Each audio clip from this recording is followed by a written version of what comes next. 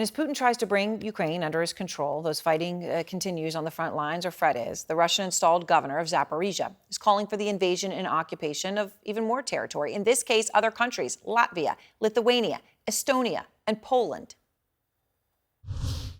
I believe we can return all of this only by the force of Russian weapons. Bring back our people, our subjects, who previously belonged to the Russian Empire. Our subjects to the Russian Empire. It doesn't get more clear than that. This bald warmongering coming as Putin using so-called peacekeepers has done little to stop a violent military offensive by his ally, Azerbaijan, in a breakaway region called Nagorno-Karabakh. Now, that has led about 120,000 ethnic Armenians to have to flee. And it is an important story, and it is an important action by Putin, because Putin himself had guaranteed that his troops would protect ethnic Armenians in the region, but now they're not. And it seems to be no coincidence that it comes after Armenia's prime minister began criticizing Putin's war, even sending humanitarian aid to Ukraine. And now there is a crisis. And Matthew Chance is out front on the ground in Armenia tonight.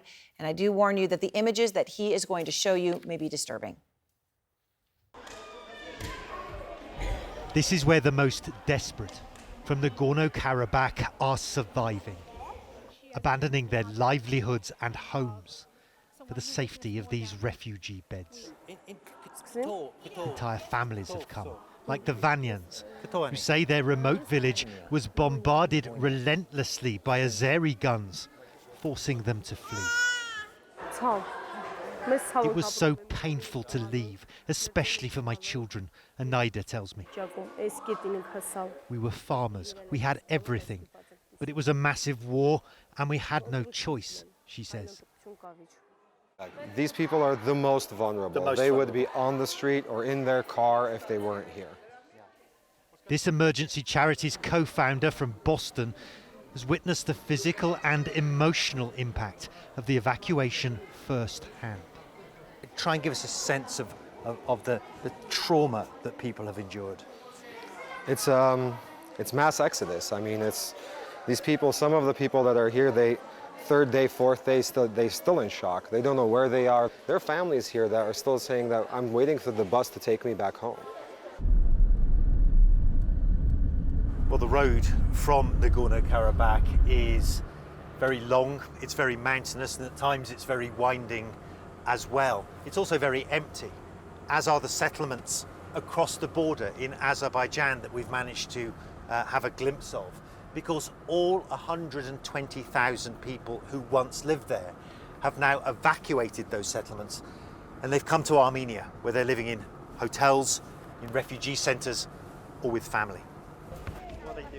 In border towns like Goris, where local authorities are distributing basic supplies to evacuees, some who've spent a lifetime fighting for a homeland that's now lost. Azerbaijani government says that if you live in Nagorno-Karabakh, in Stepankert, or one of those villages, they will protect your rights. Do you believe them? They will never protect us. They're lying, Susanna insists. I'll never forgive them for what they did to us, she adds. There are some with far more than emotional scars. We visited one hospital filled with victims of a makeshift gas station blast in Nagorno-Karabakh, where people had been frantically gathering fuel.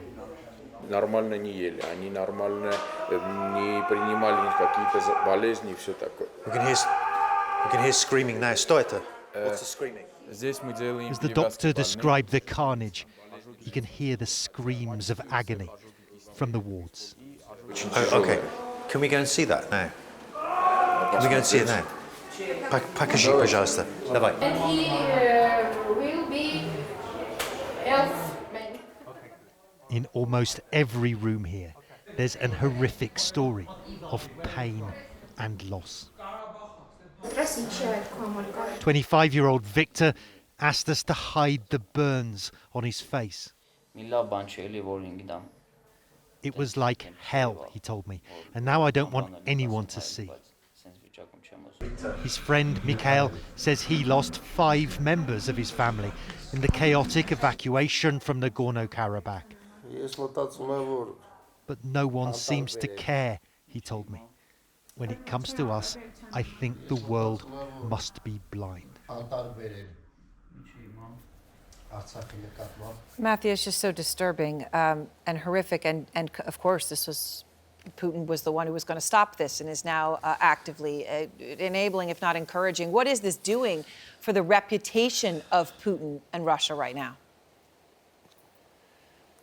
I mean, it's devastating, really, in the sense that look how those people have suffered. Look at the loss that they've suffered, the territorial loss that Armenia and the ethnic Armenians in Nagorno-Karabakh have suffered. Russia, as you mentioned, was meant to be the guarantor of security in this region. It was meant to guarantee that Russia was that Azerbaijan would not take over militarily Nagorno-Karabakh. But perhaps because Russia is distracted in Ukraine, it took the eye off the ball, and exactly that has happened. And it's left Russia's reputation really in the dirt at this point in Armenia.